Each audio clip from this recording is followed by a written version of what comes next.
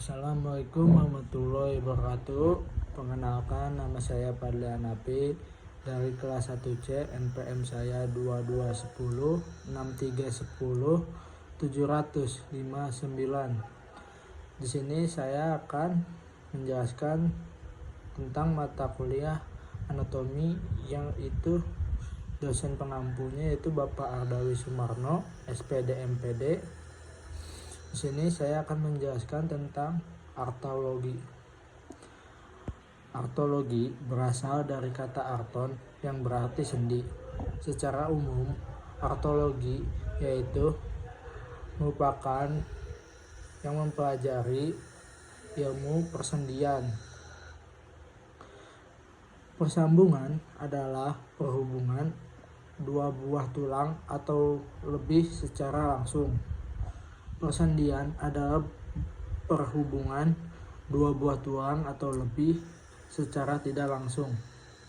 Klasifikasi persambungan dan persendian. Yang pertama yaitu persambungan. Persambungan yaitu pertemukaan tulang yang dihubungkan secara langsung dan diperkuat jaringan ikat.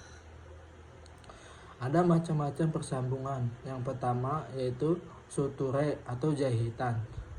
Contoh dari suture yaitu coronal suture, persambung antara tulang dahi dan dengan tulang ubun-ubun. Yang kedua adalah syngilesis, yaitu perhubungan permukaan tulang yang dihubungkan tulang-tulang pipih. Contohnya persambungan antara tulang rahang atas dengan tulang langit-langit. Yang ketiga ada goposis, perhubungan permukaan tulang yang dihubungkan satu tujuh duri dan yang lain merupakan kantungnya. Contohnya yaitu persambungan antara gigi-gigi dengan tulang rahang atas dan tulang rahang bawah. Yang keempat ada synchondrose, yaitu persambungan bagian tulang yang satu dengan lainnya dihubungkan oleh jaringan rawan. Contohnya yaitu persambungan antara MPC atas dengan EPC dan EPC bawah dengan diapsi pada tulang panjang. Yang kedua ada persendian. Persendian merupakan bergerak sedikit atau perbentukan cakram dan ada yang dihubungkan oleh selaput jaringan ikat. Ada macam-macam bergerak sedikit, yaitu yang pertama symphysis, yaitu symphysis merupakan persendian tulang-tulang dihubung membentuk jaringan rawan berbentuk pipi dan agak tebal. Contohnya yaitu jaringan rawan wanita, symphysis pubis, dan articulation sarcoidosa lebih tebal dan lunak.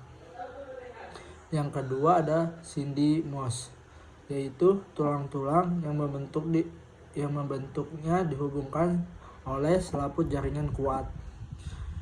Ada persendian yang dapat bergerak luas, yaitu prepimobile joint atau synovial joint, atau juga diantorse, yaitu permukaan tulang yang dilapisi lawan sendi dan dipisahkan oleh rongga sendi. Persendian diperkuat oleh yang pertama selaput sendi, yang kedua tali-tali pengikat, yang ketiga oleh otot-otot. Terus ada struktur diartorse. Yang pertama ujung-ujung tulang yang dihubungkan disebut ekstremitas artikular dilapisi oleh rawan sendiri atau cartilago artikular yang beda-beda tebalnya. Yang kedua, setiap sendi dibungkus oleh selaput pembungkus sendi yang disebut selaput sendi atau simpul sendi. Yang ketiga, di antara kedua atau lebih ujung tulang yang dihubungkan terdapat rongga atau suatu ruangan dinamakan rongga sendi. Terdapat cangkram sendi atau disku artikular. Yang keempat, agar persendian kuat tidak mudah lepas diperkuatkan oleh tali-tali pengikat atau ligamenta. Yang kelima, pada persendian terdapat kantung-kantung lender atau bursa mukosa yang berada pada cakum artikular. Diartose adalah persendian yang bergerak luas. Bagian diartose atau bergerak luas berdasarkan jumlah tulang. Yang pertama, articulation simplex dibentuk 2 buah tulang. Yang pertama, sendi bahu, bentuknya os scapula dan os humerus.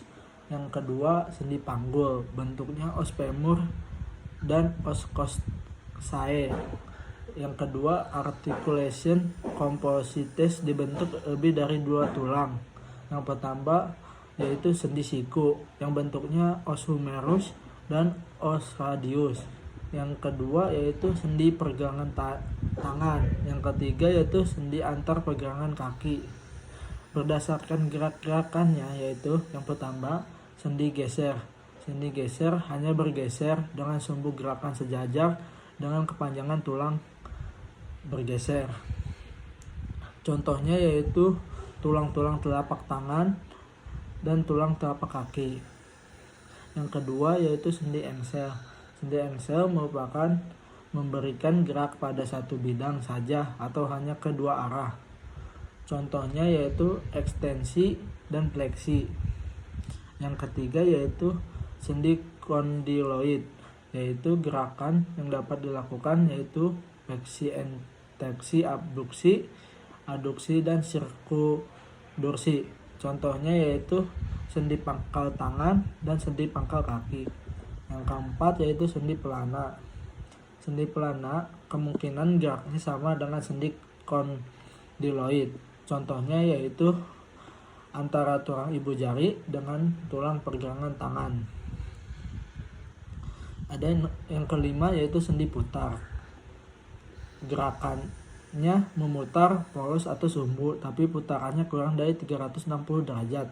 Contohnya yaitu tulang kepala belakang. Yang keenam yaitu sendi peluru. Gerakannya yaitu fleksi, ekstensi, abduksi, aduksi, robasi, dan sirkumduksi. Contohnya yaitu sendi panggul dan sendi bahu. Kemungkinan gerak pada diartose dibagi menjadi 3, yaitu yang pertama, gerakan menggeser. Gerakan ini sederhana sekali, sumbu gerakannya sejajar dengan tulang yang bergeser. Yang kedua, gerakan menyudut atau angular movement. Gerakan dibentuk oleh tulang-tulang panjang. Gerakan ini yaitu fleksi, ekstensi, dan abduksi. Fleksi atau flexion adalah gerakan memperkecil sudut antara 2 tulang atau lebih pada suatu persendian. Ekstensi yaitu atau extension adalah gerakan meluruskan atau memperbesarkan sudut antara 2 tulang atau lebih pada suatu persendian.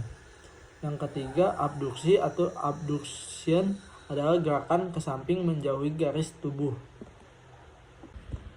Yang ketiga, gerakan berputar atau rotation. Gerakan berputar adalah gerakan mengelilingi poros atau sumbu secara penuh.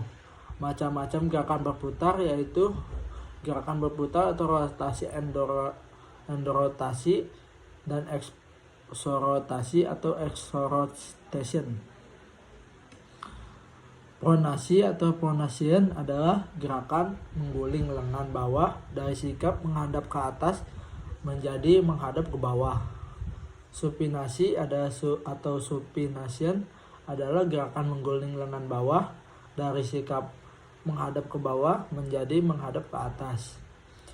Sirkumduksi atau circumduction adalah gerakan seperti membuat kerucut dengan sendi sebagai puncaknya gerakan.